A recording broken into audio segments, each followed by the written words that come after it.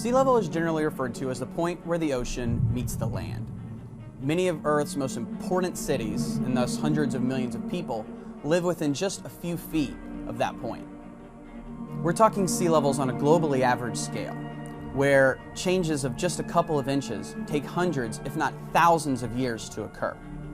But if those couple of inches turn into a couple of feet, and that change happens in our lifetime, we could be talking about drastic changes to coastlines all over the Earth. Sea levels change primarily because of two main factors.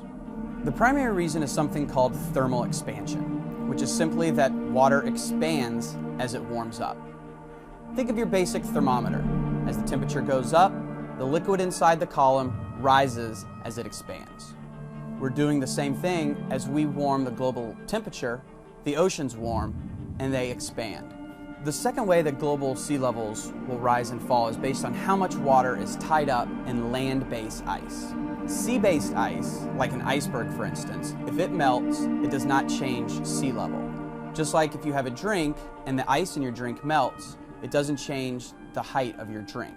But land-based ice is critically important. As temperatures increase, that ice that's based on the land will melt and they will flow into the ocean and they will raise the sea level. For instance, if just the Greenland ice sheet alone were to melt, it contains enough water to raise global sea levels by over 20 feet.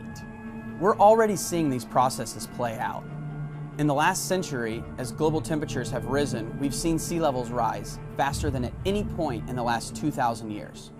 And scientists warn if we continue to warm the planet and we approach 2 degrees of warming, we could be exposing hundreds of millions of people around the globe to coastal flooding from sea level rise. If we don't get emissions under control, the rate of sea level rise will keep accelerating. And so in the next century, it's not only that we get the additional 5 to 7 feet that we got the last century, that's going to happen, but we add on to that. So now we're looking by 2200, probably at least 15 feet above, and probably 20.